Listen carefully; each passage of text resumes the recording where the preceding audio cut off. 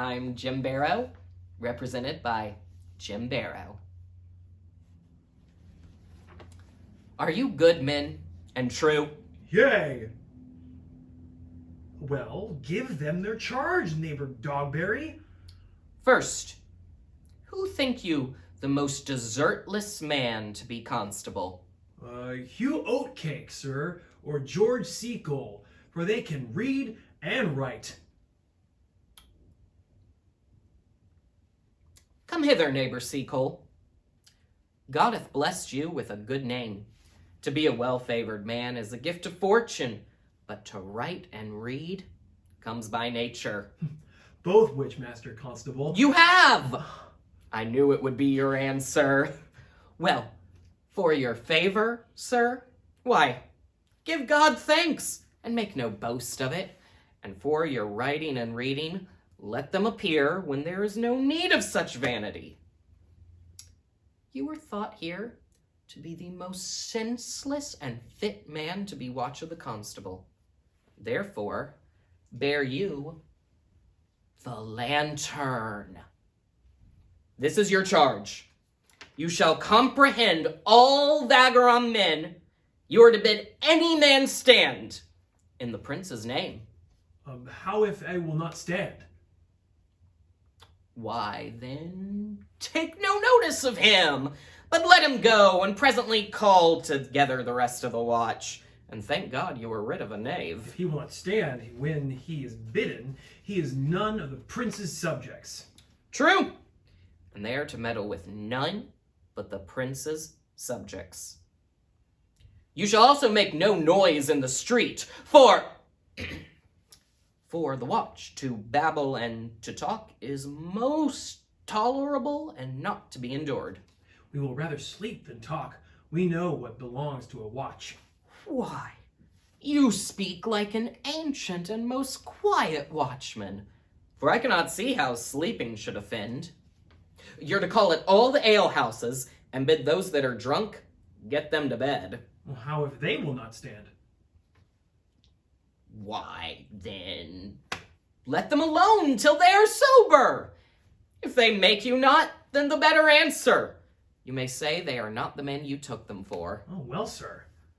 If you meet a thief, you may suspect him by virtue of your office to be no true man. And for such kind of men, the less you meddle or make with them, why, the more is for your honesty. If we know him to be a thief, shall we not lay hands on him? The most peaceable way for you, if you do take a thief, is to let him show himself what he is and steal out of your company. You have been always called a merciful man, partner. Truly, I would not hang a dog by my will, much more a man who hath any honesty in him.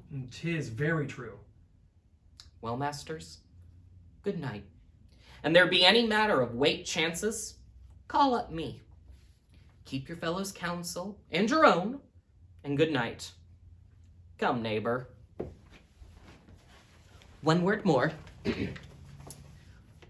I pray you, watch about Signor Leonato's door. For the wedding being there tomorrow, there is a great coil tonight. Adieu.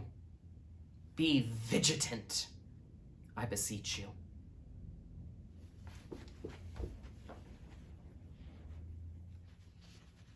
What would you with me, honest neighbor? Marry, sir, I would have some confidence with you that discerns you nearly. Brief, I pray you, for you see, it is a busy time with me. Marry, that it is, sir. Yes, in truth it is, sir. What is it, my good friends? Goodman Burgess, sir, speaks a little off the matter. An old man, and his wits are not so blunt as God help I would desire they were. But in faith, honest as the skin between his brows. Yes, I thank God I am as honest as any man living that is an old man, and no honester than I. Comparisons are odorous, neighbor Burgess. Neighbors, you are tedious. It pleases your worship to say so. Truly, for mine own part, if I were as tedious as a king, I could find it in my heart to bestow it all on your worship. Well, all that tedious upon me, eh? Yea, and 'twere £1,000 more than 'tis. I would fain know what you would have to say. Marry, sir, our watch tonight at 10, most errant knave as any in Messina. A good old man. He will be talking, as they say. When the age is in, the witch is out. God help us, it is a world to see. Well said, faith, neighbor Verges. Well, and two men ride of a horse, one must ride behind. An honest soul of faith, sir. By my troth he is. All men are not alike, alas, good neighbor. Indeed, neighbor, he comes too short of you. Gifts that God gives. I must leave you. One word, sir. Our watch, sir, have indeed comprehended an auspicious person, and we would have him this morning examined by your lordship. Take his examination yourself, bring it to me. I am now in great haste, as it may appear unto you. It shall be suffigant! Let's go. It is so, the Count Claudio shall marry the daughter of Leonetto. Yea, my lord. But I can cross it. Any bar, any cross, any impediment will be medicinable to me. I am sick in displeasure to him, and whatsoever comes of Atworth, his affection ranges evenly with mine. How canst thou cross this marriage? Well, not honestly, my lord, but so covertly that no dishonesty shall appear in me. I think I told your lordship a year since that I am in favor of Margaret, the waiting gentlewoman to Hero. I remember. I can at any unseasonable hour of the night appoint her to look out at her lady's chamber window. Well, what life isn't that, to bring death to this marriage? Well, the poison of that lies in you to temper. Go you to the prince your brother. Spare not to tell him that he hath wronged his honor in marrying the renowned Claudio, whose estimation you mightily uphold, to a contaminated stale, such a one as Hero. Well, what proof shall I make of that? Well, proof enough to misuse the prince, to vex Claudio, to undo Hero, and to kill Leonato.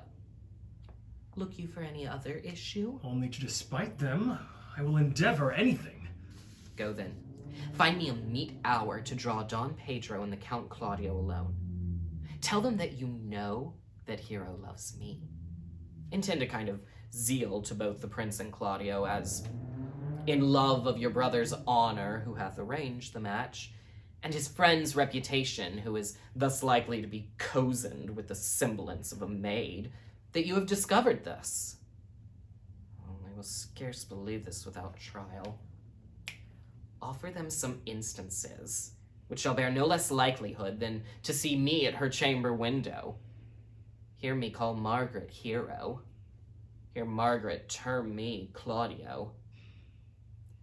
And bring them to see this the very night before the intended wedding. For in the meantime I will so fashion the matter that Hero shall be absent. And there shall appear such seeming truth of Hero's disloyalty that jealousy shall be called assurance, and all the preparation overthrown. Grow this to what adverse issue it can. Be cunning in this, and thy fee shall be 1,000 ducats. Be you constant in the accusation, and my cunning shall not shame me. I will presently go to learn the day of their marriage.